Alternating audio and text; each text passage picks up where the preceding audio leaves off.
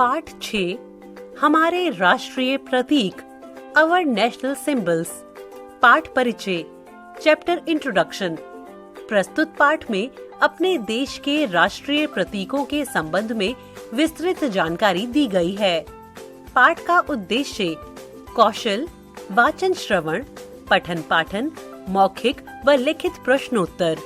पाठ से आगे चिंतन और मनन, व्याकरणिक, पुल्लिंग व स्त्रीलिंग शब्द, समानार्थी शब्द, सर्वनाम शब्द, विराम चिन्ह, विशेष संवर्धन गतिविधियाँ, जीवन कौशल, रचनात्मक कौशल, क्रियाकलाप।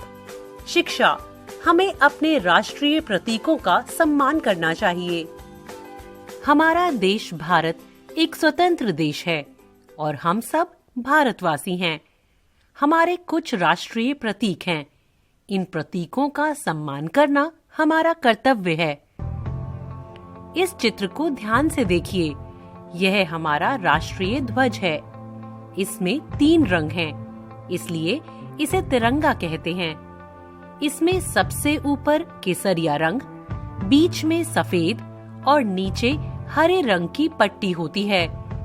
तिरंगे के बीच की सफेद पट्टी पर नीले रंग का जो चक्र आप देख रहे हैं वह अशोक चक्र है।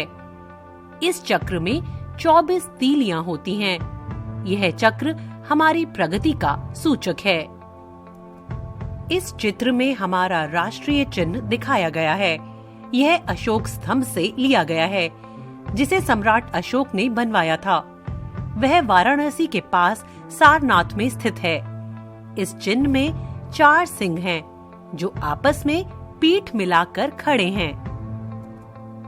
चौथा सिंह पीछे होने के कारण हमें दिखाई नहीं देता। सिंहों के नीचे बीचों बीच एक चक्र बना है। उसके बाईं ओर घोड़ा और दाईं ओर बैल बना है। इस प्रतीक चिन्ह के नीचे सत्यमेव जयते लिखा है, जिसका अर्थ है सत्य की हमेशा जीत होती है। अब इस चित्र को देखिए। यह हमारा राष्ट्रीय पशु बाघ है। बाघ अपने रंग रूप, फुर्ती और शक्ति के लिए जाना जाता है। कमल हमारा राष्ट्रीय फूल है।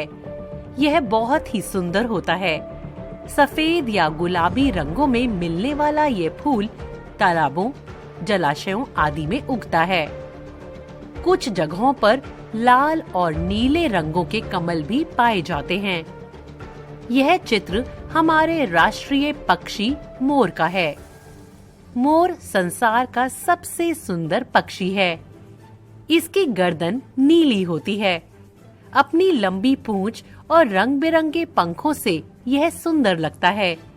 वर्षा ऋतु में जब यह नाचता है तो बहुत आकर्षक लगता है। जन गण मन हमारा राष्ट्रगान है। इसे रविंद्रनाथ टैगोर ने लिखा था।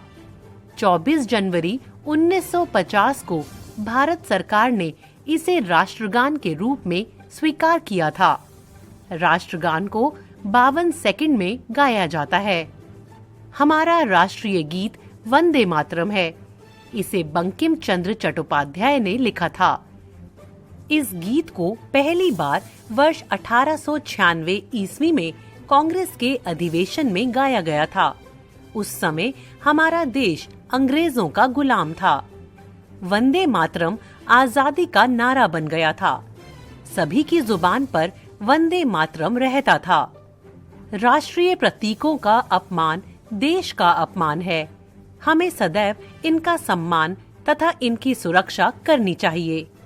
ध्यान दें, कोई भी दूसरा झंडा राष्ट्रीय झंडे से ऊपर या उसके बराबर में नहीं लगा सकते हैं।